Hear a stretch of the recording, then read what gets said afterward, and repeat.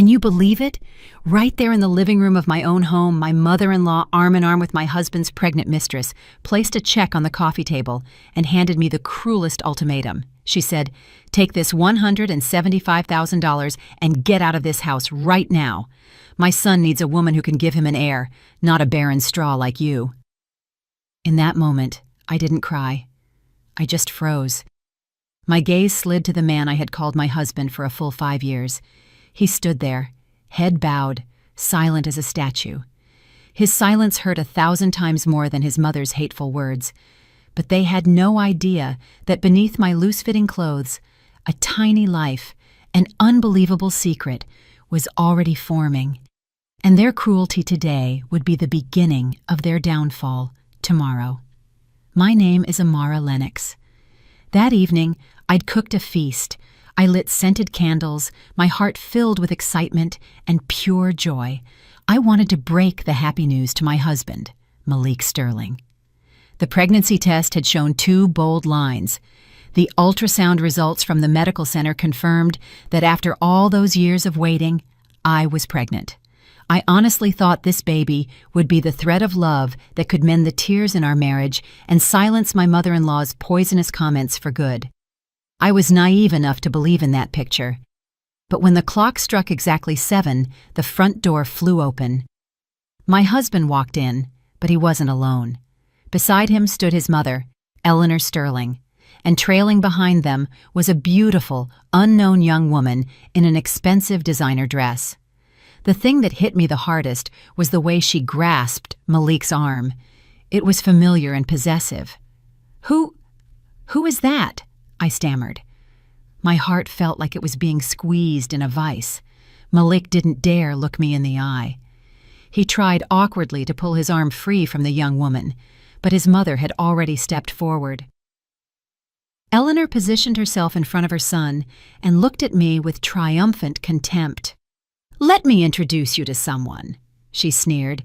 "This is Kira, the daughter of Victor Vance, the chairman and CEO of North Star Pharmaceuticals, the largest partner of the hospital where Malik works, and she is carrying my son's blood, the grandchild and heir you could never give me." Every one of her words hit me like a sledgehammer. I was paralyzed. The floor seemed to spin beneath me. My husband had cheated. He was having a child with another woman, and this woman was the daughter of a powerful corporation head. Suddenly, all the scattered pieces clicked together. The times he came home late, claiming meetings, the secretive phone calls in the bathroom, even that expensive designer tie he claimed was a gift. Now I understood. It was the same brand as the handbag this woman was clutching. "Why did you call me here?" I tried to keep the tremor out of my voice, though everything inside me was shattering. "Smart," Eleanor scoffed. "We called you here to give you a choice, a humane choice." She pulled a stack of papers and the check from her purse and tossed them onto the table in front of me. "Here are the divorce papers. Malik has already signed." She paused for dramatic effect. "And here is the $175,000. Take the money, sign the papers, and disappear from this house immediately. Consider it an alms from our family for the 5 years of your youth. $175,000. Alms. The word was so familiar, yet so humiliating. I looked at my husband, desperately searching for an explanation, some protection, but there was nothing. He stood there silently, head still bowed, hands clenched into fists. His silence was the answer. He was complicit. He agreed to everything. He had chosen fame and money and discarded me. 5 years of our relationship thrown away. Kira moved closer, sitting on the sofa and crossing her legs arrogantly. She ran a hand over her belly and looked at me with the eyes of a winner. "Amara, you should be reasonable. Malik loves me, and I can give him a career you could never provide in your entire life. Take the money and go. Don't make this complicated." Don't make this complicated. How ridiculous. They were the ones who had caused this tragedy. My hand resting on my thigh, involuntarily clenched into a fist. Then I slowly lifted it and gently placed it on my stomach. There, too, a small life was growing day by day. My child, and his too. But I knew I couldn't speak the truth. To speak now would be to humiliate myself, to use the baby as leverage to cling to a man who no longer wanted me. My child didn't deserve to be an instrument like that. They deserved a better life alongside a strong mother, not one begging for love. A terrible coldness suddenly wrapped around my soul. The pain morphed into contempt, and that contempt gave me a strange strength. I slowly stood up. I stopped looking at them. I picked up the check for $175,000 from the table. Eleanor and Kira watched me with satisfied smiles. They thought I had agreed, but then, to their astonishment, I tore the check into tiny pieces. "Your money is no good to me," I said, my voice steady and cold as steel. "My love isn't purchasable with this filthy money." I took the pen and signed the divorce papers. "I'm leaving, but not because you're kicking me out. It's because I find life under the same roof with people like you utterly repulsive." With that, I turned and walked straight into the bedroom. Without looking back even once, I heard Eleanor scream behind me. You dare? If you don't take that money, don't you regret it later?" I regret nothing, I thought. I only regretted wasting 5 years of my youth on an undeserving man. Silently, I packed a few clothes and my personal items into a small carry-on suitcase. As I rolled the suitcase toward the exit, I walked past the three of them. Without a single word of farewell, without a single glance, I left the house and stepped out into the cold night. My hand instinctively rested on my belly. They didn't know they had driven out not one but 2 people. And they also didn't know that the lamb they had just trampled underfoot would soon return as a wolf to reclaim everything. As the taxi door slammed shut, carrying me and my little secret away from the place that was once a home, a nest, I didn't cry. The tears seemed to have dried up after the immense shock. I just sat there, staring silently at the streetlights blurring in the night. My soul was empty. 5 years, the best 5 years of my youth, I had given to him, to a love I believed was a fairy tale. And now all that remained was a cold divorce paper and the bitter truth that the fairy tale had been a lie from the start. Memories of the past 5 years flooded my mind, clear and painful, like a slow-motion film. I had met Malik on a late fall evening 5 years ago. At the time, I was a young financial analyst, fresh out of college, working at a small brokerage firm.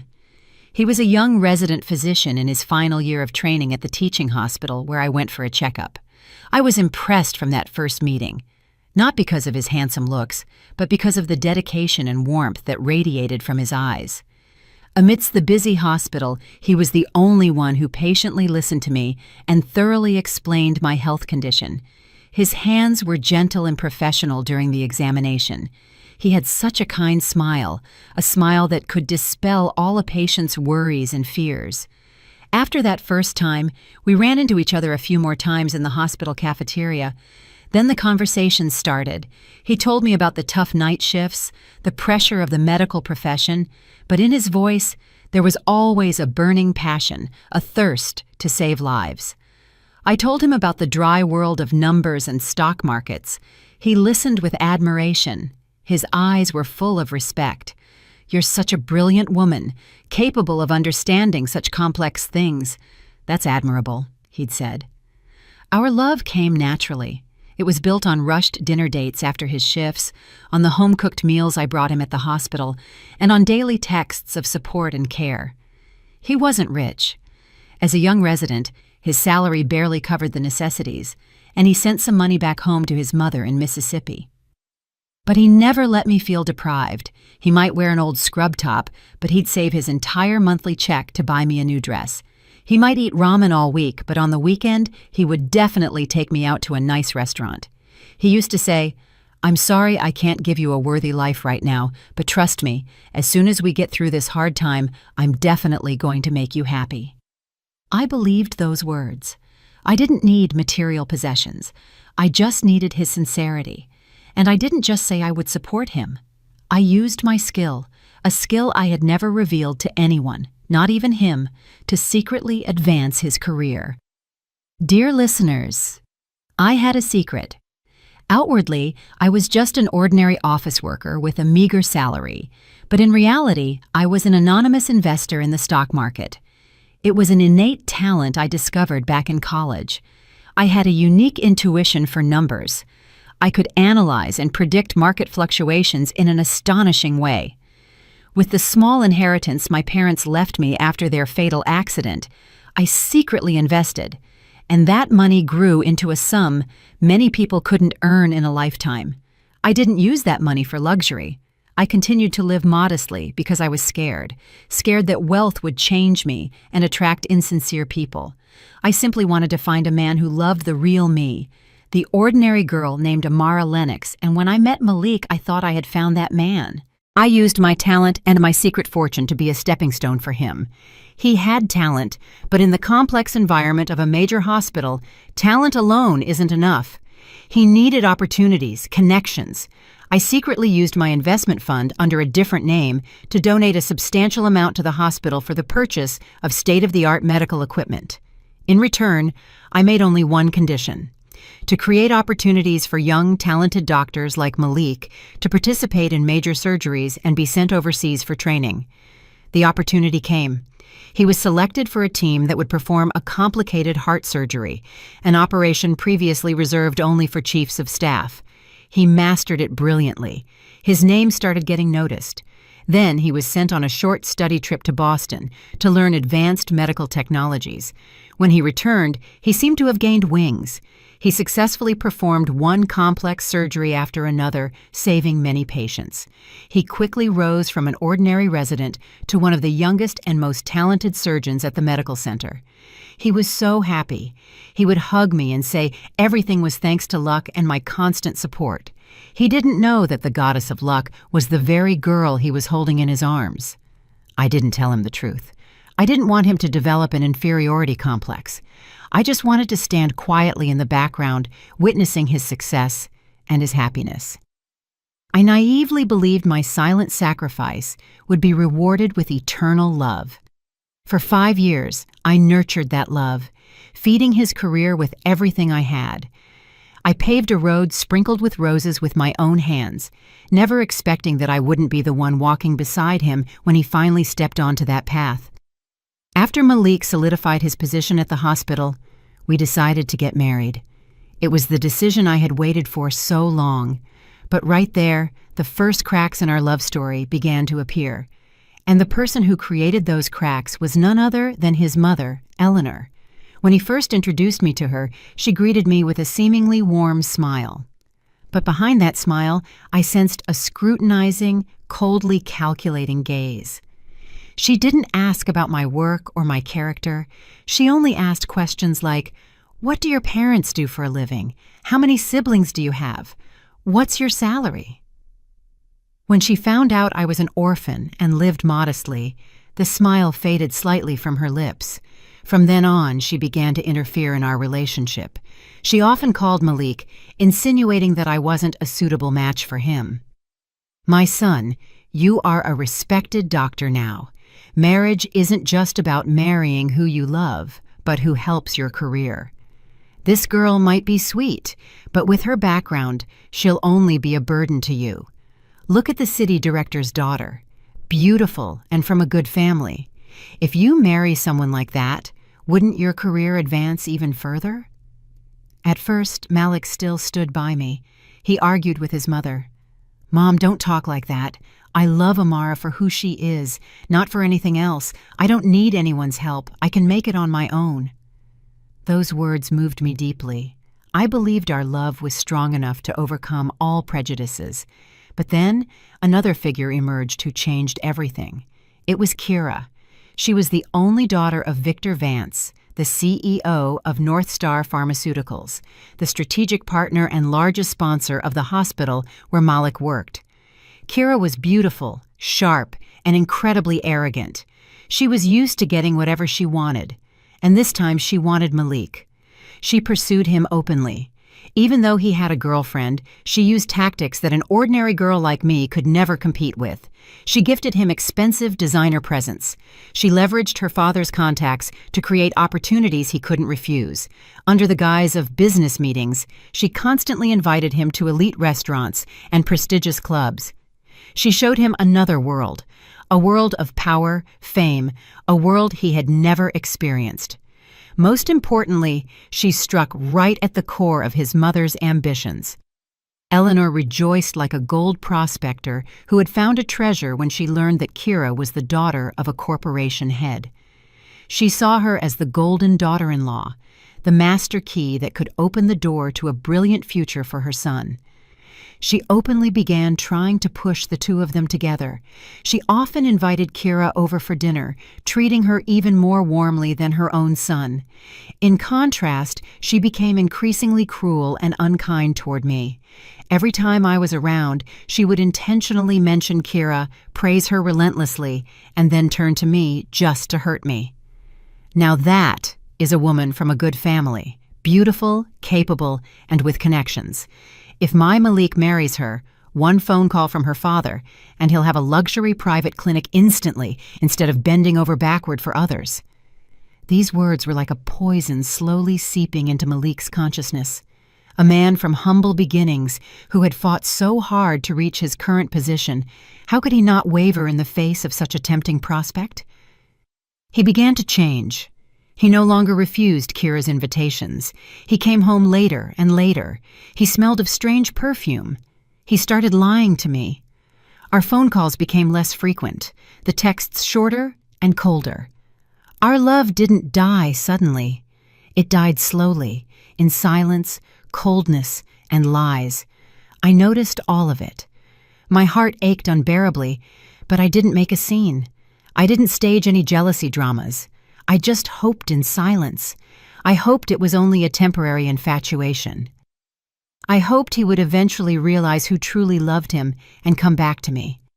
I naively believed in our 5-year love, believed in the promises he had made.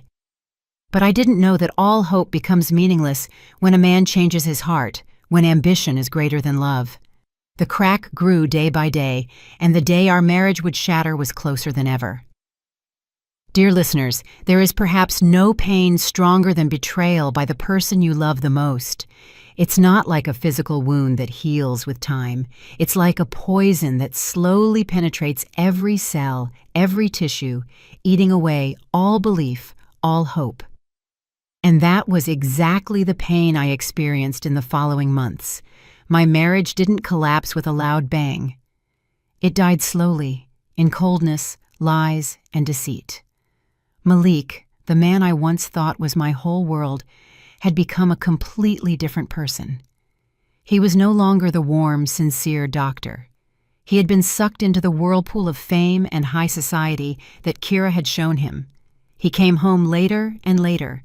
His excuses became more threadbare and unbelievable. Sometimes an urgent meeting, sometimes an emergency surgery, sometimes dinner with an important partner. But I knew that behind those excuses hid romantic meetings with Kira. I accidentally saw joint photos that Kira's friends posted on social media. They were dining together in lavish restaurants, attending pompous parties. He looked at her with a look he hadn't given me in a long time, a look of admiration, of conquest. Every time I saw those photos, 1,000 needles pierced my heart. But I didn't make a scene. I didn't rush into a confrontation or accuse him. I simply kept silent. I lied to myself. I made excuses for him, thinking maybe he was forced, that these were only necessary business relationships. I tried to hold on, tried to believe in the remaining threads of our 5-year bond. I tried to be a more perfect wife. I learned to cook better meals. I cleaned the house even more thoroughly. I dressed up nicer when he came back. I hoped my tenderness, my patience could win him back, but I was wrong. My silence didn't wake him up. It only gave him the courage to go further. He mistook my gentleness for stupidity, my silence for consent. He became more open. He no longer hid. There were nights when he came home at midnight. He smelled of women's perfume, a strange, expensive scent, not the light one I usually used. There were lipstick marks on his shirt collar. When I questioned him, he didn't even try to deny it. He simply pushed my hand away and said in a cold, tired voice, "Don't ask any more questions. I'm exhausted." My mother-in-law, Eleanor, openly gloated. She viewed my suffering as her victory. She didn't stop sprinkling salt on my wound. Every time Kira came to the house, she intentionally called me in and forced me to serve, to pour tea, to cut fruit for the honored guest. She wanted me to see with my own eyes how her son and his mistress were affectionate with each other. She wanted me to feel the humiliation and the pain so that I would leave on my own. "Amara is modest and obedient, my dear," she said to Kira, but her gaze was directed right at me. "When you become the daughter-in-law of this house, she'll be here to serve you and take care of you. You won't have to lift a finger." She viewed me as a maid, a free servant for her future daughter-in-law. The cruelty of the mother-in-law, the weakness of the husband, and the arrogance of the mistress. All of it formed a vice that squeezed my life and choked the last remnants of my hope. I lived in hell in those days. I lost weight, looked haggard. The smile completely vanished from my lips. I thought about divorce, about letting go and freeing myself, but I couldn't make the decision. 5 years of love, could I just forget that? I still loved him, still hoped for a miracle. And the miracle did happen, but it came at the most impossible moment. In the time when my marriage was plunging into its darkest days, as I stood on the edge of the abyss of despair, a ray of light suddenly appeared. I discovered I was pregnant. Dear listeners, the feeling when I first saw the pregnancy test with 2 red lines was magical. All the pain, all the hurt inside me dissolved, replaced by boundless happiness, by tears of excitement. I was going to be a mother. I was going to have a child. The crystallization of our love. I hugged the pregnancy test and cried alone in the bathroom. But this time, they weren't tears of suffering, but tears of joy. This child was not just a small life. It was my only hope. In that moment, I naively believed that their arrival would be the miracle that could save our marriage teetering on the brink. I thought that if Malik learned he was going to be a father, he would definitely change. He would understand what a real family is. He would come back to me, and we would rebuild a happy nest, him, me, and the baby. This hope gave me a strange strength. I was no longer depressed and suffering. I started taking better care of myself. I ate nutritious food. I read books on motherhood. I wanted to prepare everything perfectly to welcome my little angel. I also formulated a plan. I wouldn't tell him the news over the phone or in an ordinary way. I wanted to prepare a big surprise for him, a surprise that could melt his hardened heart. I chose the day of our 5th wedding anniversary to carry out this plan. I took the day off, spending the entire day decorating the house. I bought the roses he loved, lit romantic scented candles. I went to the kitchen and cooked all the dishes he had once praised the most when we had just started dating. I even found and bought the same bottle of wine we drank on the night he proposed to me. I wanted to recreate the atmosphere of our happiest days, to remind him how much we had loved each other. I carefully placed the pregnancy test with the 2 lines and the ultrasound result with the blurry picture of the little life into a pretty gift box and set it in the center of the dining table. I pictured the evening. He would return, surprised by the romantic atmosphere.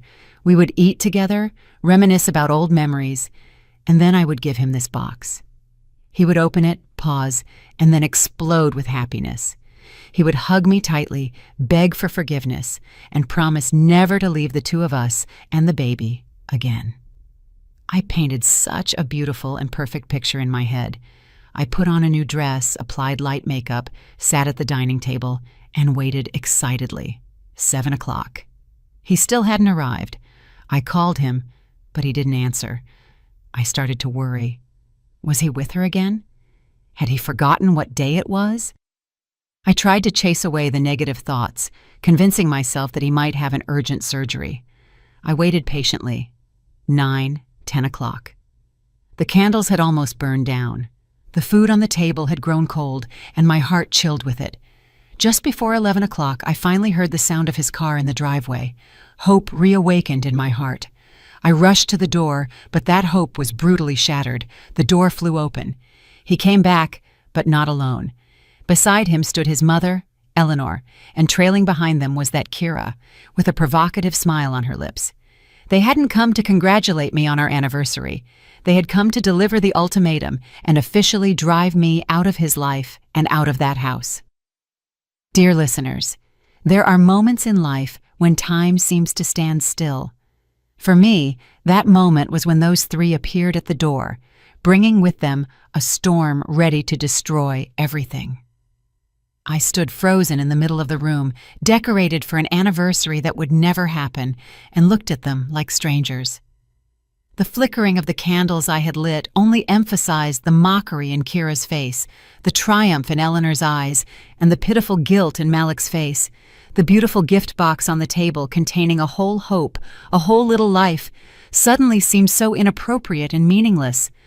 What kind of celebration did you organize here? Did you decide to make a last attempt to hold on to him? Eleanor spoke first. Her voice was sharp as a knife, slicing through the suffocating silence. I'll tell you openly, don't waste your time. My Malik has already made his decision. He's divorcing you and marrying Kira. She's carrying the heir of our family, she said, nodding toward Kira, who immediately jutted out her belly. It was like a provocation, a confirmation of victory. The heir. Those two words struck my bleeding heart like a sledgehammer. All those years she had called me a barren straw, and now she had what she wanted. I looked at Malik, trying to find some reaction, some remnant of his former feelings, but nothing. He continued to stand with his head down, avoiding my gaze. His silence was the cruelest confession. He had made his choice. He had chosen the future on the red carpet and was ready to throw away the past, to throw away the woman who had stood by him through the hardest times. And then the curtain fell, just as I told you already. Eleanor threw the check and the divorce papers at me.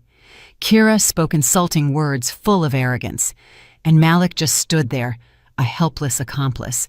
I stood there and heard every word. The initial pain quickly turned into numbness, and then into absolute contempt. I had truly loved this man. I had truly sacrificed for these people. Suddenly I felt so foolish. Foolish for believing too much in a non-existent love. Foolish for trying to maintain a marriage rotten from the inside.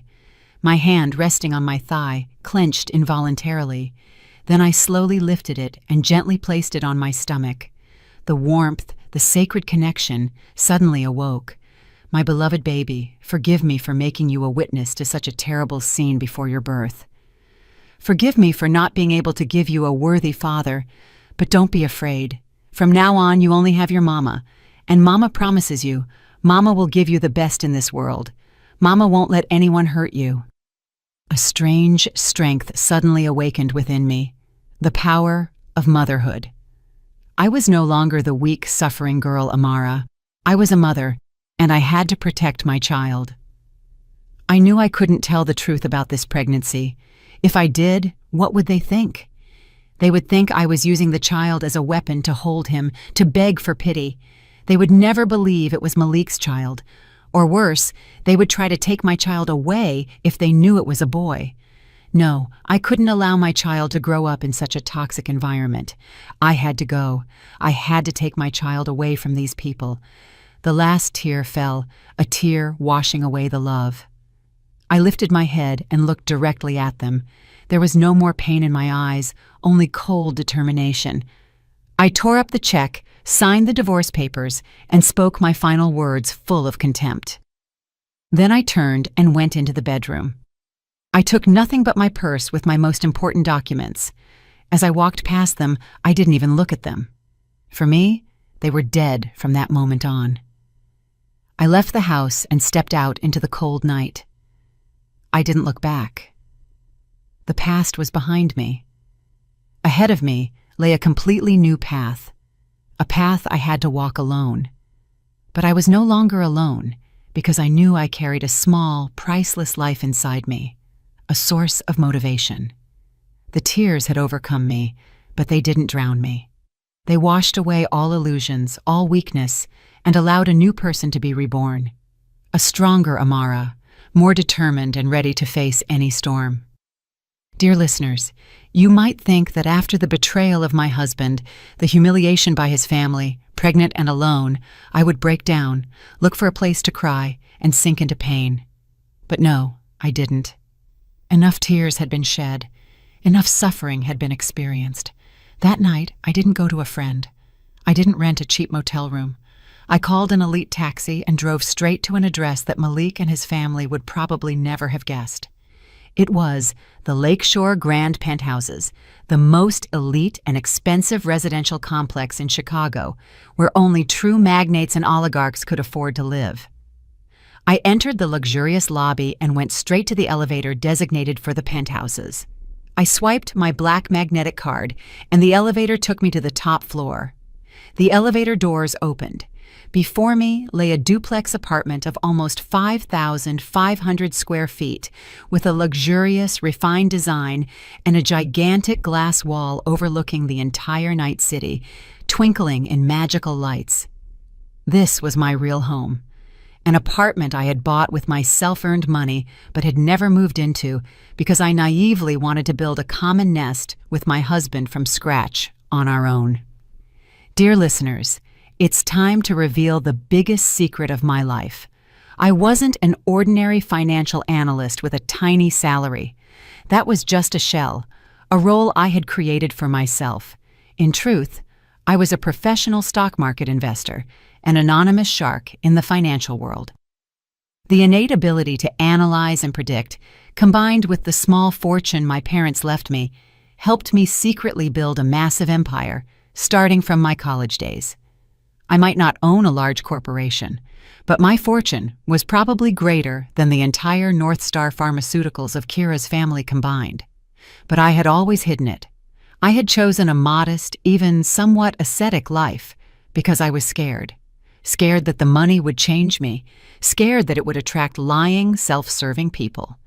I had always longed for the sincere love of a man who came to me for myself, not for my wealth.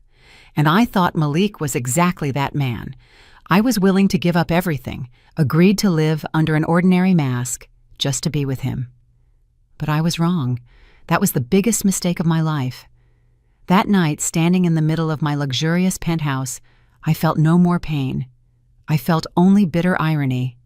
I had given up an entire kingdom to become Cinderella. And in the end, the prince I chose had cruelly discarded me. But no matter. Cinderella had now returned to her palace, and this time she wouldn't be naive anymore. She would become the queen. The first thing I did, I didn't cry. I called my closest assistant, a leading financial expert I had hired many years ago. "Hello, Tony," I said in a cold, determined voice. "Activate Plan B for me. All investments, all the indirect support we've provided to the teaching hospital and personally to Dr. Malik Sterling over the past 3 years are to be withdrawn immediately and completely." Second, I called an elite service agency. I asked them to assemble the best team for me: a leading gynecologist, a personal nutritionist, a yoga instructor for pregnant women, and a professional housekeeper. I told them, I only need the best of the best. Cost is no object. And finally, I stood before the large mirror and looked at my reflection. I was no longer the humble, simple girl Amara. I was returning to my true self, an independent, strong, and powerful woman. I placed my hand on my belly where my little life was growing. Little one, from now on, the two of us will start a new life, a life no one can look down upon, where no one can hurt us. Mama will give you the best in this world. A completely new Amara was born the next day. I was no longer depressed, no longer suffering. I began the strictest and most scientifically rigorous pregnancy care program. I read books, listened to classical music, did yoga. I transformed my penthouse into a paradisiacal oasis of calm for the two of us. I cut all ties with the past. I threw away my old phone number. I no longer communicated with mutual friends. To them, Amara had vanished. I thought I would live my life in peace, raise the child alone. But apparently, fate still wanted to play a trick. It arranged a meeting for me and those people that was unpredictable. A meeting where the roles would completely reverse, and not me, but they would have to bow their heads. The phoenix had indeed risen from the ashes. Dear listeners, while I began my new life as a single mother in prosperity and peace, in another place, the people who had driven me out of their lives were also joyfully starting a new chapter they thought was perfect. Just 1 month after I left, the most luxurious and pompous wedding in the city was organized. The groom was none other than Malik Sterling, my ex-husband. And the bride was, of course, Kira, the golden daughter carrying the family heir. Their wedding became a huge event, reported by all the tabloids and society magazines. People admired the luxury of the ceremony, the multi-million-dollar wedding dress, and the supercar convoy that stretched for miles. People raved about the fateful love story between a talented doctor and a lady of rank. They painted a modern fairy tale where there was no place for a poor ex-wife like me. I saw those photos on the computer screen in my luxurious penthouse. I saw Malik's radiant smile, Kira's smug, triumphant face, and my former mother-in-law, Eleanor. My heart didn't twitch once. I felt no more pain, no jealousy. I just found it ridiculous. Can happiness built on lies and betrayal ever last? And as I had predicted, Malik's life after the wedding was not as rosy as he had imagined. He got everything he wanted. Immediately after the wedding, his father-in-law, Victor, kept his promise. He invested a massive sum to open a private clinic for his son-in-law named Sterling Private Clinic. The clinic was located in a prestigious area, equipped with the most modern medical devices and widely promoted in all media. Malik suddenly went from being a salaried staff doctor to a young clinic director, a successful entrepreneur. He truly had ascended to the heavens. His mother, Eleanor, was on cloud nine. She moved into the luxurious mansion that her daughter-in-law's family had gifted her son. She had maids, was chauffeured. All day long, she did nothing but enjoy herself, shop, and attend high society gatherings. Everywhere she went, she boasted about her talented son and her golden daughter-in-law. She had reached the peak of smug complacency. Yet, behind that glossy facade hid an unpleasant truth. Although Malik had become a director, in the eyes of his wife's family, he remained forever an opportunist, a man from poor beginnings who had only risen thanks to his wife. His father-in-law, Victor, was an extremely authoritarian and patriarchal man. He openly despised his son-in-law. All decisions in the clinic, from staffing to finance, had to go through him. Malik was only the nominal director, a workhorse under his father-in-law's guidance. At family dinners, he was constantly lectured and reprimanded by his father-in-law and his wife's brothers. "You need to know your place. Without this family, you'd just be a pathetic little doctor." These words were like thorns pricking Malik's already inflated ego. His married life was not happy either. Kira, after getting what she wanted, quickly revealed her true nature as a capricious, spoiled lady. She wasn't interested in her husband's work at all. She didn't care about the family. All day, she just shopped and met friends. The pregnancy, the weapon that had helped her secure this marriage, now became an excuse to torment her husband. She forced him to wait on her, indulging all her crazy whims. If he did anything wrong, she would cry and threaten to complain to her father. And every time, Malik had to bow his head and apologize. He lived in a vice of suffocation, having lost all freedom and the voice of a man. He began to regret. In the late nights, when Kira was sound asleep, he often went out onto the balcony and smoked alone. He remembered the earlier days, the days that were poor but unbelievably happy with me. He remembered the modest but warm dinners. He remembered the tenderness, the understanding, and my silent sacrifice. He realized that he had lost the most valuable thing, but it was already too late. He had chosen this path himself and could no longer turn back. He could only grit his teeth, endure, and continue his fake, happy life. He didn't know this was only the beginning. A hidden storm, a clever and cruel revenge, was secretly being prepared and was about to break over him, sweeping away everything he possessed. While their family wallowed in a false victory, in another place, in the penthouse atop the lakeshore grand penthouses, I quietly began my own game. I didn't choose revenge through scandals and intrigue. To me, those methods were too primitive and would only degrade me. I would take revenge, but in a different way, smarter, more painful, and harsher. I wouldn't just reclaim what was lost. I would destroy their entire empire with the same weapons they had used to seduce my husband: money and power. As an anonymous investor, a shark in the financial market, I had every means to do so. My plan was developed with incredible care and precision, with the help of my team of leading financial experts, led by Tony Clark. My target was not just Malik's small clinic, but the entire system. His father-in-law's pharmaceutical empire, North Star Pharmaceuticals. I knew this was the root, the source of power for all of them. If I cut this root, the whole tree would wither. My first strike wasn't a direct attack. It was a secret takeover, a storm forming from small waves. I had the entire supply chain of North Star Pharmaceuticals and Sterling Private Clinic analyzed. I discovered their biggest weakness: dependence on foreign suppliers for medical equipment and specialized pharmaceutical preparations. They had only a few exclusive suppliers. That was their Achilles heel. I instructed my investment fund, through a series of subsidiaries and complex transactions that obscured my identity, to launch a campaign to acquire shares in those very supply companies. It was a costly fight, but money was no problem for me. In just 2 months, I secretly became the largest controlling shareholder of 3 leading European medical device companies and 2 major Swiss pharmaceutical companies, irreplaceable partners of North Star Pharmaceuticals. With the trump cards in hand, I started tightening the noose. As a major shareholder, I made new demands. I required these companies to temporarily suspend the delivery of new generation equipment and preparations to the American market, under the pretense of reviewing business strategy and seeking a new exclusive distributor. Of course, the new partner company was to be an entity I founded myself. The supply crisis began. Malik's Sterling Private Clinic suffered first and hardest.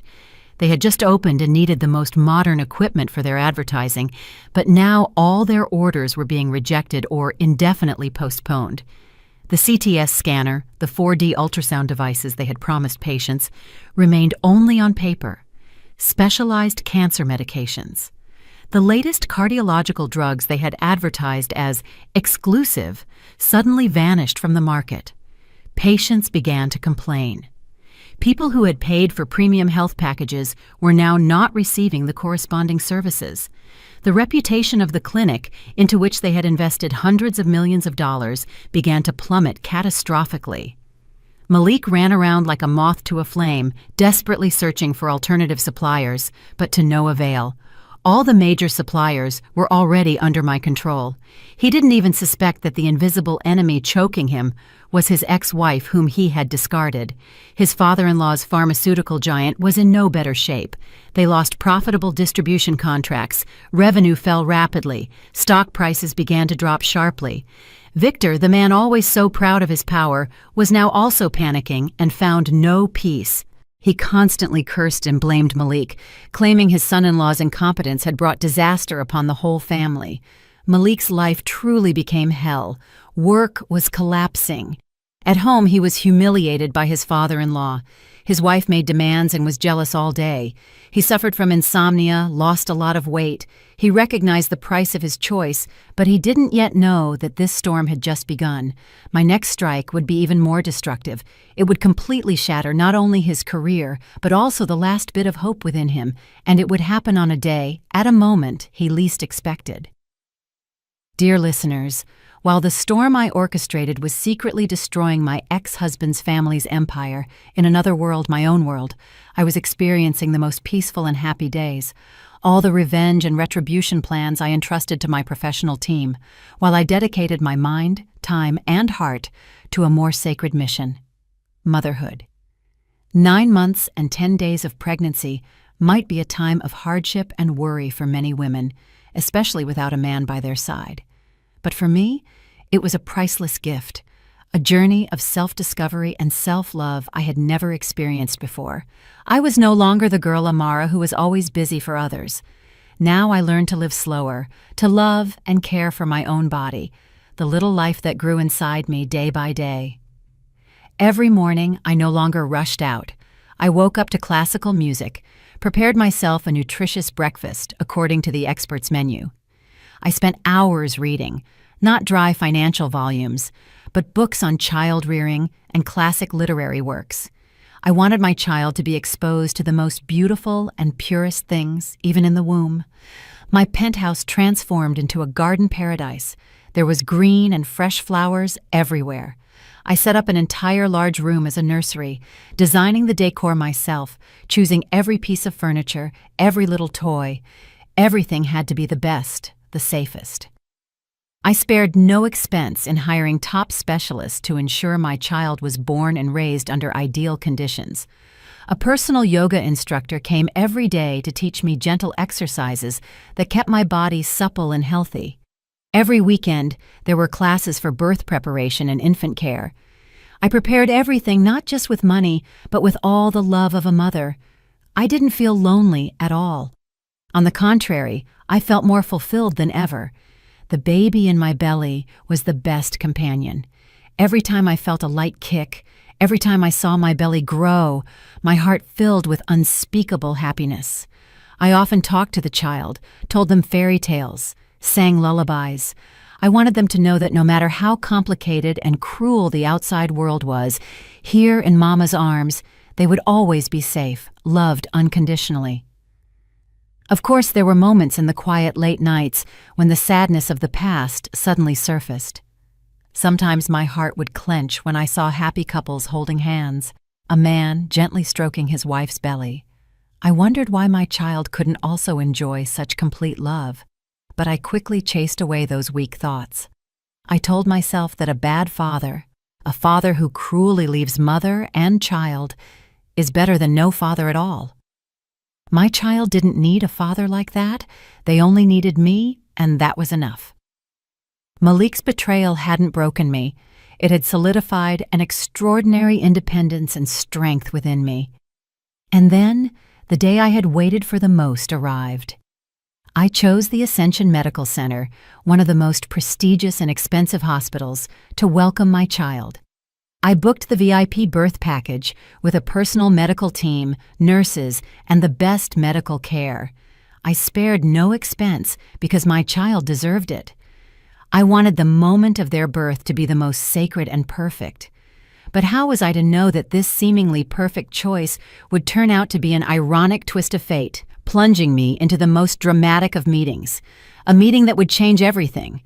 While my child and I enjoyed the most peaceful and happy days, in another place, the storm I had sown raged relentlessly. The Sterling Private Clinic, the pride and hope of Malik and his wife's entire family, plunged into an unprecedented crisis.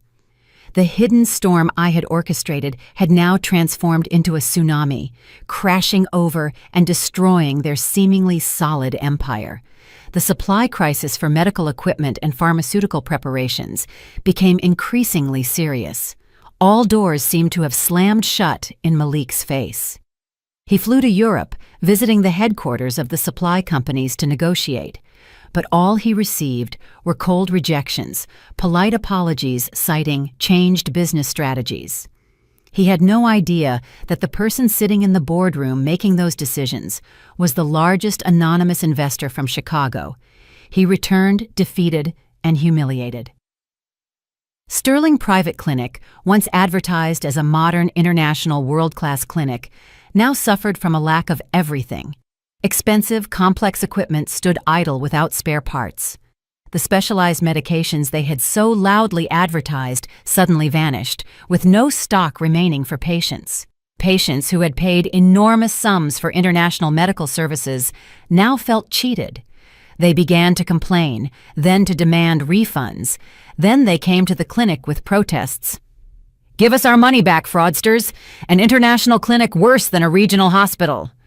The daily shouts and banners turned the clinic from a respected place into a bankrupt bazaar. The clinic's reputation sank catastrophically. Talented doctors whom Malik had recruited with generous salaries began to resign one by one. They didn't want their reputation buried along with the failing clinic. Malik ran around like a moth to the flame. He had to deal with patients, try to retain staff, and find new suppliers. But all his efforts were in vain. My hand reached too far, choking him from all sides. His family life also became hell. His father-in-law, Victor, who had invested a fortune in this clinic, now faced the risk of losing everything. He unleashed all his fury on his son-in-law. "Failure, good for nothing. I entrusted such a thing to you and you couldn't maintain it. What have you even done? All you can do is sponge off my family." He incessantly ranted at every meal in front of the whole family and relatives. Kira, his princess wife, was no longer gentle and loving either. When she saw her cash cow drying up, she changed. "How are you even working? Can you imagine how much face I've lost with my friends because of you? If you don't solve this problem, don't blame me if I become ruthless." The people who had once elevated him to the heavens now united to push him into the abyss of humiliation. He realized the bitter truth. They had never loved or respected him. They had viewed him as a tool, a chess piece on the board of their interests. As long as he was useful, they spoiled him, but when he failed, they were ready to discard him without a shred of regret.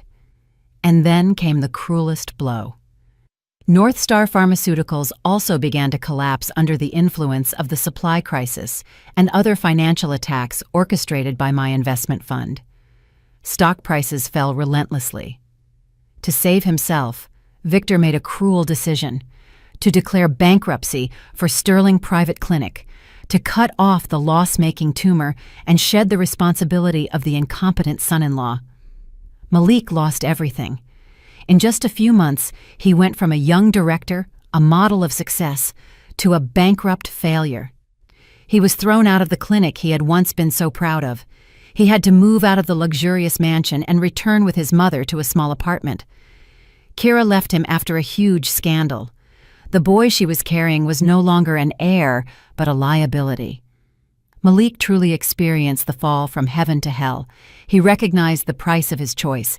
He got fame and money, but only for an instant.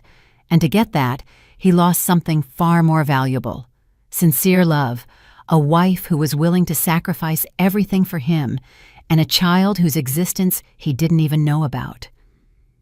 In the darkest and most desperate days of his life, my image surfaced in his consciousness, tormenting and haunting him. He wondered, where is Amara? How is she living?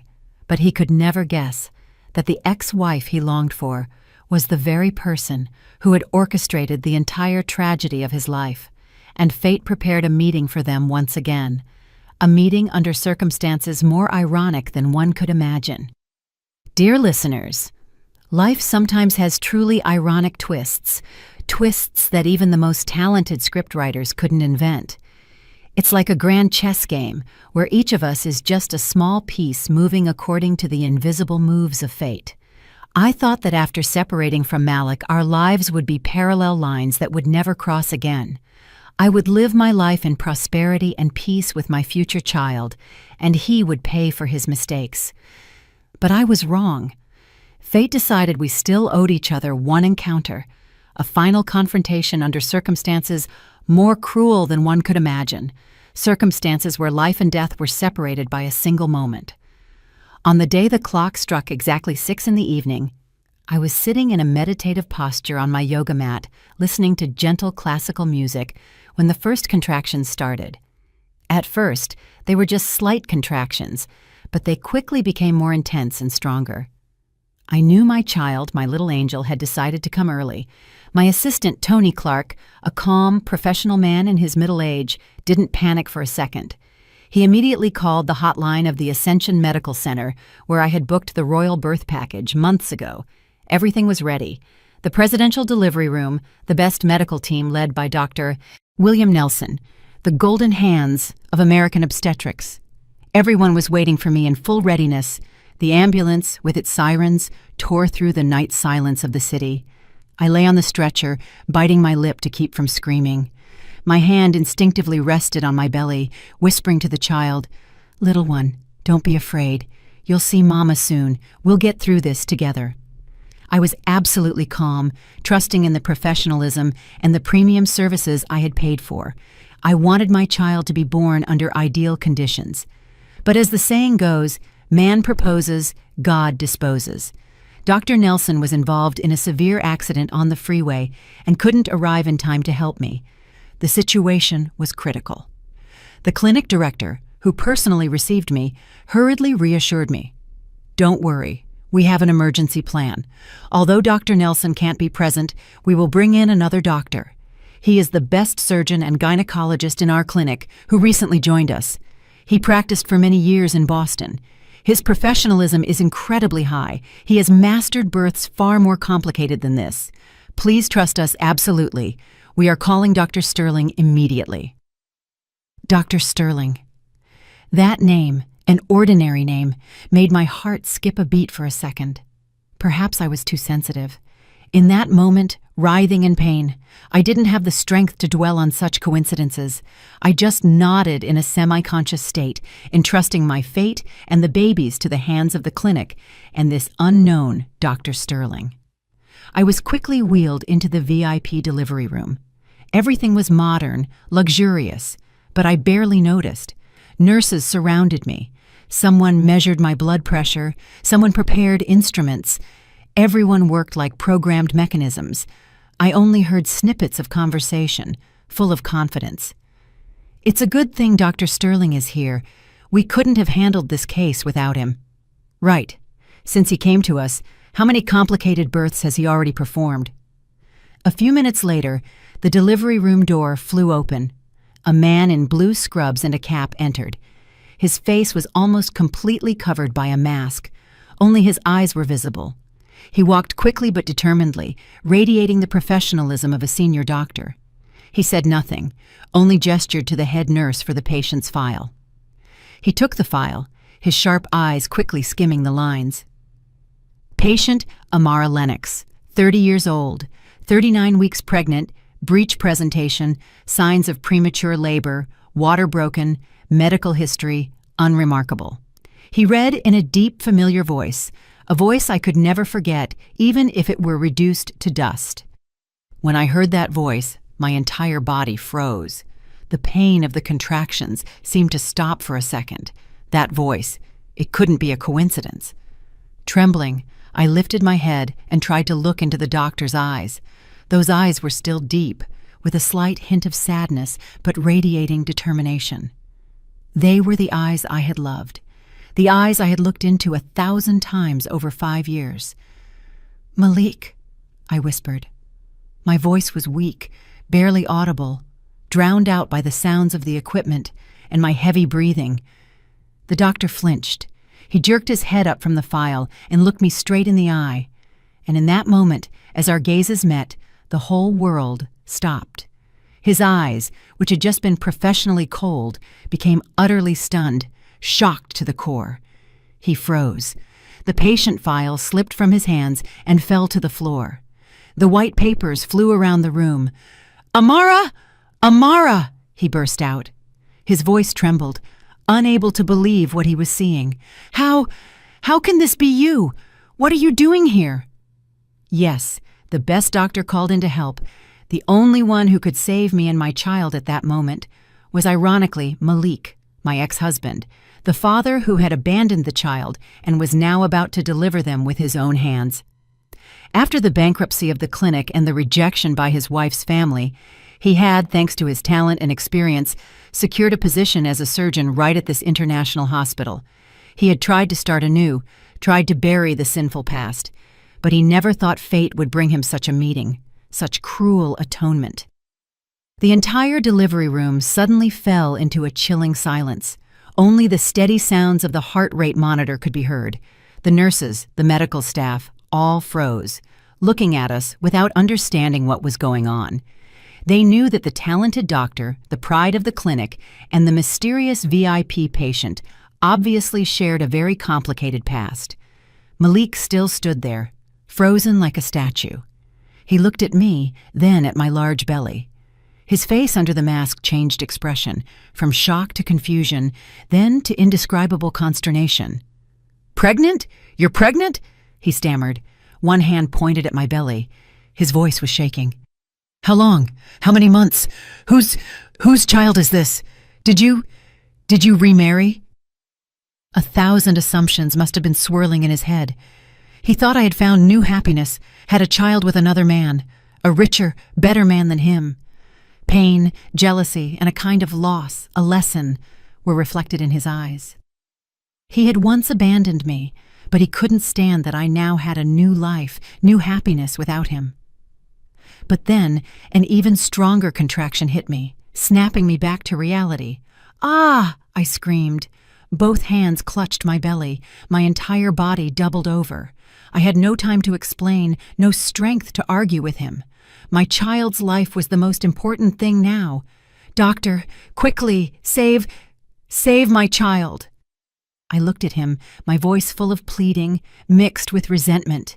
My scream was like a bucket of cold water dousing Malik's confusion, bringing him back to reality. He flinched. The conscience and duty of a doctor overcame all personal emotions. He hurriedly pulled on gloves, turned around, and spoke loudly to the medical staff. His voice had regained calm, determination, and authority. "Everyone to positions. Fetal heart rate is dropping. Maternal blood pressure is rising. Breech presentation. High risk for a complicated delivery. Prepare the auxiliary instruments quickly." The entire team immediately worked fast and professionally. Malik leaned over me. He was no longer the guilty ex-husband. He was the responsible doctor again. He pulled down the mask, revealing his face, which was drawn and haggard compared to before. "Amara, listen to me." He looked me straight in the eye. His voice was both stern and strangely calming. "You need to be absolutely calm, right now. Put aside all personal emotions. Think only of the baby. Breathe deep. Exhale. That's right. Trust me. No matter what happens, I will bring the child to safety. Do you hear me?" I looked into his eyes. They were the same eyes, but now they weren't evasive, not guilt-ridden, but full of the determination of a doctor's promise. I nodded through my tears. What an irony. The man to whom I had to entrust the lives of both of us at that moment was the very one who had betrayed me. But I had no other choice.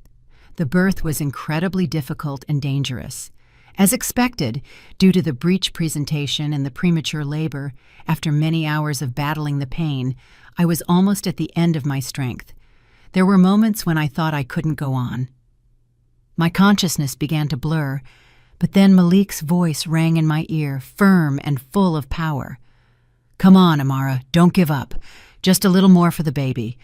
Think about the child." He called my name. He transferred strength to me through the truth he had just realized. And then, after one last push, after moments of unbearable pain, a cry sounded. "Wah! Wah! Wah!" A clear, loud cry, like the best music in the world, tore through the tense atmosphere in the delivery room. My child was born. A boy, weighing 7 pounds, 2 ounces, adorable and healthy. "Congratulations!" the nurse cried out with a joyful voice. I breathed a sigh of relief. My entire body relaxed. Tears of joy streamed down my cheeks. But when I looked at Malik, I saw him standing motionless. He held the tiny pink life wrapped in a white towel in his arms. He looked at the child, then at me. His eyes were wide open, full of shock, unspeakable excitement.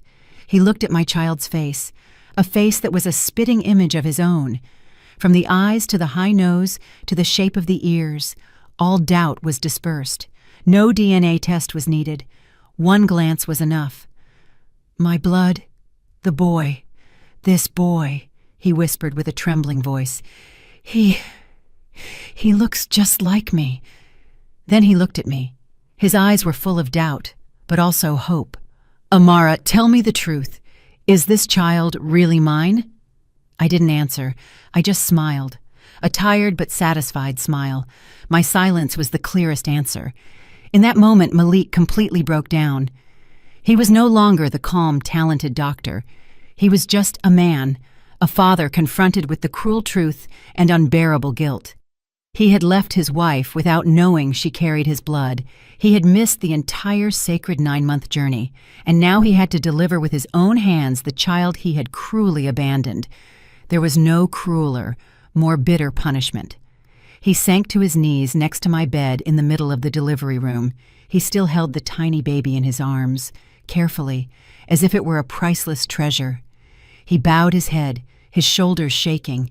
He burst into tears, the weeping of a sinner full of remorse. "Forgive me, forgive me, forgive your son." He repeated those words over and over, to the bewilderment of the entire medical team. The moment the child cried at birth was the moment all his emotions of guilt, regret, and somewhat belated happiness erupted. But he didn't know that outside, another storm was being prepared, a storm of jealousy and envy, ready to destroy this sacred and tragic moment. Dear listeners, after the dramatic and tearful birth, I was moved to the VIP recovery suite, a room I might never have dreamed of in my life. It wasn't a hospital room, but more like a mini presidential suite. Everything was exquisite, luxuriously furnished, and the large window overlooked the brightly blue sky, a peaceful hospital garden. My son, the tiny pink angel, lay peacefully in a beautiful bassinet next to my bed, sometimes moving slightly. I lay there, my body aching and exhausted from the difficult birth. But my heart was filled with a happiness and peace I had never experienced before. I had done it. I had fought alone. I had brought the child safely into the world. All the pain, all the humiliations of the past seemed to dissolve every time I looked at my son's sleeping face. As for Malik, after fulfilling his medical duty, he didn't leave. He stood silently in the corner of the room, like a silent shadow. His eyes were constantly focused on us and the baby. That look was full of remorse, regret, and the desire to come closer, to touch his child, but he didn't dare. He knew he no longer had the right. Every time I accidentally looked his way, he hastily bowed his head and avoided my gaze. His own guilt tormented him. He tried to say some words of apology, but I didn't answer. Not because I was still angry, but because I didn't know what to say. All words seemed meaningless in that moment. However, this fragile peace did not last long. The storm I had foreseen finally broke out, fiercer and more absurd than I could have imagined. The news that Dr. Malik Sterling, the husband of Kira, the lady of rank, had delivered a mysterious VIP patient who turned out to be his ex-wife, spread quickly. Perhaps a nurse had been too talkative, or it was another trick of fate, and this news reached Eleanor and Kira with the speed of wildfire. To them, it wasn't just a coincidence. It was an insult, a provocation, unforgivable. And what had to happen, happened. The door to my suite was violently burst open without knocking, without permission, with a bang that shook the floor. Eleanor and Kira, the two women I least wanted to see, stormed in like two angry lionesses, ready to tear apart their prey. Eleanor was crimson red, her hair disheveled. Even her designer clothes looked crumpled. Kira, although in her final month of pregnancy, still stumbled on high heels, heavily made up. Her eyes blazed as if she wanted to devour me alive. "You! How dare you show your face here again?" Eleanor screamed first. Her voice echoed contemptuously down the entire hallway, causing doctors and patients from other rooms to peek out. "My son already threw you out. How dare you cling to him? What tricks did you use to get him to deliver your baby here? Do you think because you have money for this pitiful room you think you're something? You are a true, shameless fox." Kira stepped right up to my bed. She looked at me scornfully, then looked at my sleeping child. Her gaze was full of malice. "You even gave birth to a boy. Congratulations," she said mockingly. "I wonder whose child it is. You were just kicked out, and you've already managed to give birth by another man. You're fast, or did you intentionally set a trap? Do you want to use this illegitimate brat to destroy my family, to get Malik back?" She insulted me. She insulted my innocent child, a child who knew nothing of the disputes of adults yet. The blood boiled in me. I could endure any insult against me, but I wouldn't allow anyone to touch my child with a single word. I tried with all my strength to get up. The post-birth pains shot through my body, but they were nothing compared to the fury in my heart. "Get out immediately. This is a hospital room, not a marketplace where you can cause scandals." "Scandals? Today I will teach you a lesson," Eleanor yelled, ignoring the attempts of the nurses to stop her. "Do you think because you have money for the VIP room, you're somebody? Don't dream of getting Malik back from my daughter-in-law. She's carrying my grandson, the heir. You and your illegitimate bastard have no chance. Mom, Kira, what are you doing? Malik, who had been standing silently in the corner the whole time, finally woke up. He rushed forward and positioned himself as a protective barrier in front of me and the child, spreading his arms out like a hen defending its chicks. This is a hospital, not a home. Be silent immediately. Get out of here. You dare defend her? Eleanor spun around and grabbed her son's scrubs. Sharp nails dug into his chest. Do you know the whole city is laughing at us because of her? They're saying you're sleeping with your ex-wife. You're still my son. Enough! Malik cried out desperately and painfully. For the first time in his life, he dared to raise his voice against his mother. I've suffered enough. I made mistakes. I lost everything. I don't want to make any more mistakes. Mom and Kira, go. I won't go. Today, I will teach this creature a lesson. I will show her what decency is. Kira shrieked. Jealousy had robbed her of her sanity. She pushed Malik away and lunged at the bassinet where my son lay. He started to stir and cry because of the noise. She wanted to hurt my child. Don't you dare! Malik and I shouted simultaneously. I frantically tried to jump out of bed despite the pain to protect my son. But exactly at that terrible moment, as Kira's hand was about to touch my child, a cold, authoritative voice sounded from the door. Stop immediately! The entire room seemed to stand still. Everyone turned toward the door. There stood a man in a black suit holding a briefcase. His face was extremely serious. It was Tony Clark, my assistant and personal lawyer. He hadn't come alone. He was followed by 2 large security guards in uniform from a professional security firm and 2 police officers with very stern faces. The sudden appearance of the lawyer and the police overwhelmed the mother and daughter. You, who are you? Why are you here? Eleanor stammered. All her aggressive insolence had vanished, replaced by confusion and fear. Lawyer Tony didn't even acknowledge her. He walked straight up to Kira, who still stood frozen next to the baby's bed. He pulled out a thick folder of documents and a tablet. You are Kira Sterling, née Vance, correct? He asked in an icy voice. I am the attorney representing my client, a major investor. We have complete evidence that your father, Victor Vance's company, North Star Pharmaceuticals, has been engaged in fraudulent activities involving the manufacturing and sale of counterfeit medications, as well as tax evasion amounting to hundreds of millions of dollars. What? Kira's mouth dropped open. Her face turned paper white. You're lying.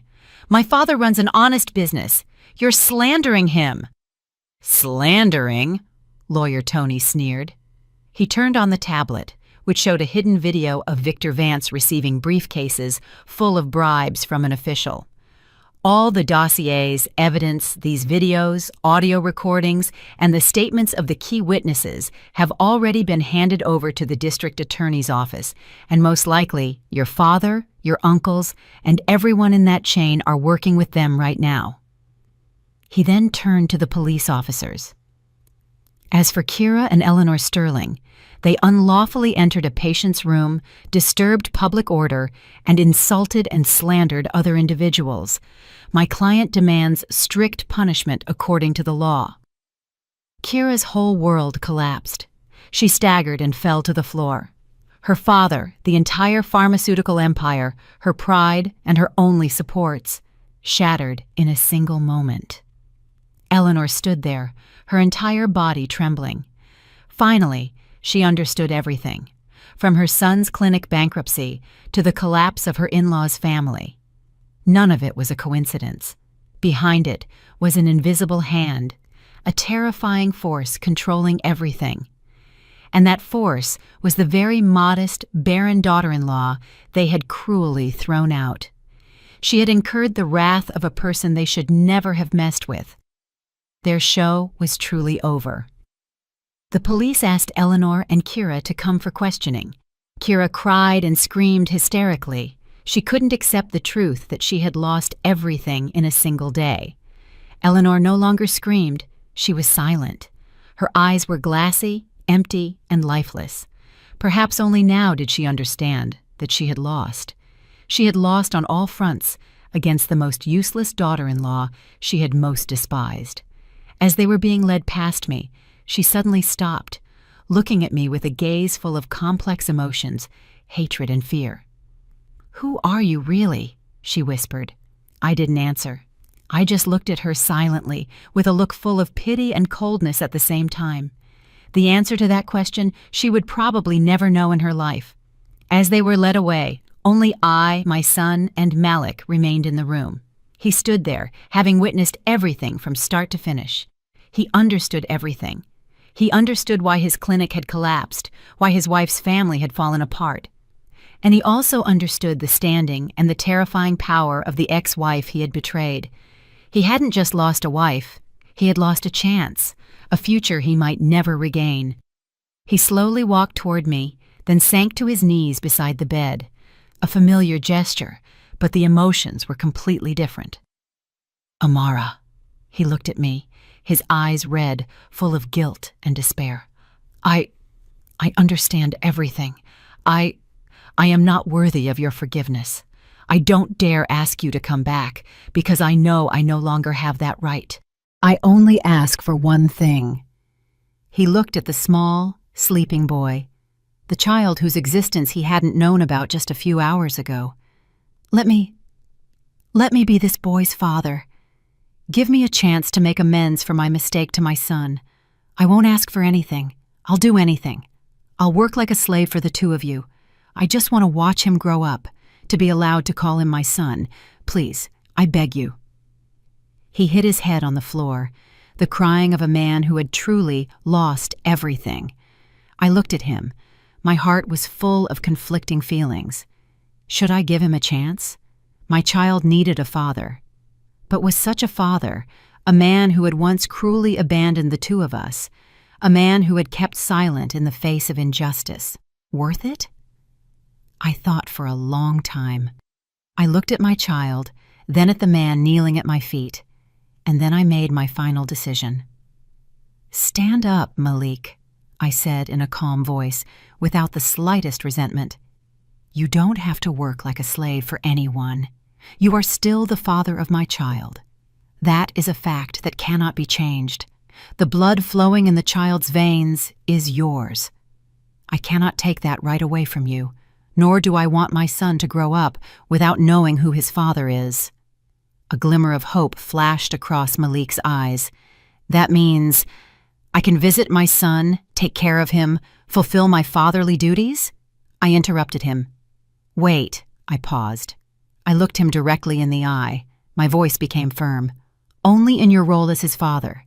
As for the two of us, everything is truly over from the day you kept silent when your mother and she humiliated me. Love without protection is like a house without a roof. It can't protect anyone from a storm." He froze. He understood me. I could forgive, but I couldn't forget. The wounds he and his family had inflicted on me were too deep and would never fully heal. He had lost me forever. He could only stand from a distance, observe our happiness with our son, and spend the rest of his life in remorse and regret. That was perhaps the greatest punishment for him. Dear listeners, my story ends here. After that day, Kira's family officially filed for bankruptcy. Her father received a very harsh sentence for the crimes he committed. Kira and Eleanor were also punished according to the law for their actions. Malik lost everything. He had no career, no family, not even the woman who had loved him the most. He paid a far too high price for his weakness and ambition. As for me, I didn't return to him. I chose the life of a single mother. I had everything, money, status, but I realized that the most valuable thing that brings me true happiness is not that. It's the small life in my arms. It's the freedom of the soul to let go of the painful past and move on. I didn't have to seek cruel revenge because my inner peace, my happiness with my child, was the sweetest and most bitter revenge on those who had betrayed me. Dear listeners, this concludes another story from the Confessions of the Golden Era channel. Amara's journey, a path full of tears from the peak of a fragile happiness, the fall into the abyss of betrayal, to the powerful rebirth from the ashes, has probably left many conflicting emotions in your hearts. outrage at the cruelty of people, satisfaction at the triumph of justice, and sadness for the lost love. But after the dramatic events are over, the deepest and most valuable human lessons remain. Profound messages about how to live, how to love, and how to be human. The first and most important lesson from this story is an open and profound look at choices in love and marriage. Amara and Malik's love was once beautiful, a love that grew from difficult days, sacrifice, and compassion.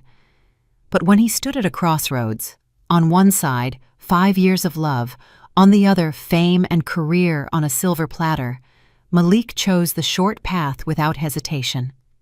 He justified his choice by claiming he needed a woman who would be a stepping stone for him. But dear listeners, he was wrong. He confused a stepping stone with a decoration. A true stepping stone is not something shiny to show off. A man's most reliable stepping stone is the woman who can walk through the storm with him, who understands, shares, and gives him a strong spiritual foundation. Amara, with her love and silent sacrifice, was such a stepping stone, but he didn't understand.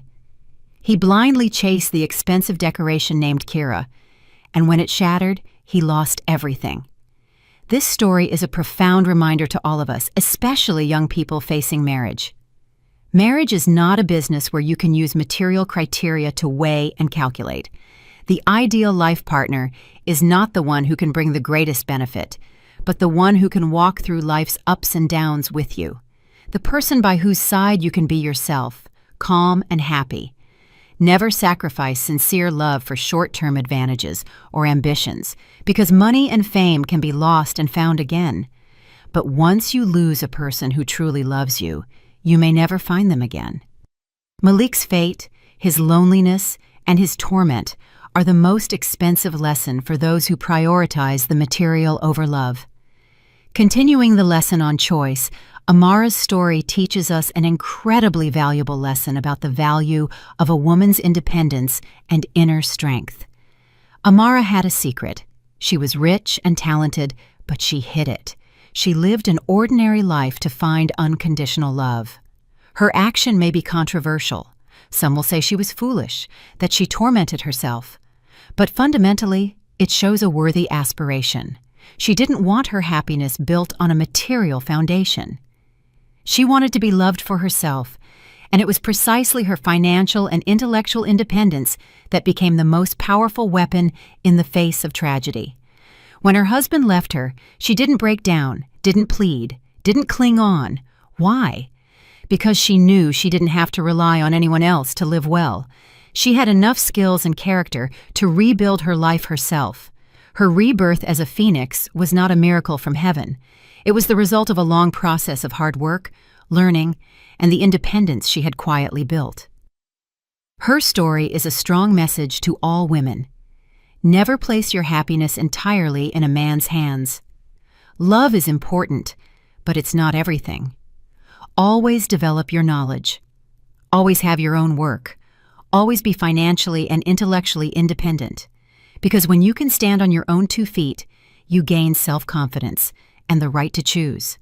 And even when a storm comes, even when you are betrayed, you will never break. You will have enough strength to overcome everything yourself and find the light, just like Amara. And perhaps one of the most moving and human lessons is the story of maternal love and forgiveness at the end.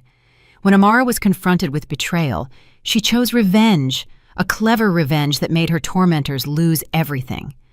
But when she had everything, when the enemy knelt at her feet, she didn't completely destroy them. She paused. Why? Because of the appearance of a small life. The child softened her heart, giving her a reason for generosity. Sacred maternal love conquered hatred. She realized that while revenge could bring temporary satisfaction, it would keep her trapped in the past, in negative emotions, forever, and she didn't want her child to grow up in an atmosphere of hatred. Amara's forgiveness toward Malik was not consent to reunification. It was forgiveness at the highest level. She forgave not for his sake, but to free her own soul. She allowed him to fulfill his fatherly duties, not because she still loved him, but because she thought of the child. That was wise and strong generosity. It teaches us that holding on to grudges only tires us out. Sometimes letting go is not weakness, but strength. Forgiving doesn't mean forgetting, but allowing the past to rest so that we can look toward a better future with ease. Amara's greatest happiness at the end of the story is not the successful revenge, but the inner peace she finds as she holds her child in her arms and looks toward a bright future. Amara's story is complete, but the messages it leaves will resonate forever. It teaches us sobriety and love, the value of independence, the power of generosity, and the character of a modern woman. It gives us the belief that no matter how much life pushes us into difficult circumstances, as long as we don't lose hope, dignity, and self-respect, we will eventually find true happiness, happiness created with our own hands. Did you enjoy my story? If you listened to the end, write the number 1 in the comments. If you liked it, you can support me by leaving a like on the video and sending me a small donation. You can find many similar life stories on my channel. Subscribe and check out the others too. I've highlighted 2 new stories that everyone loves. Thank you for being here. Until the next story.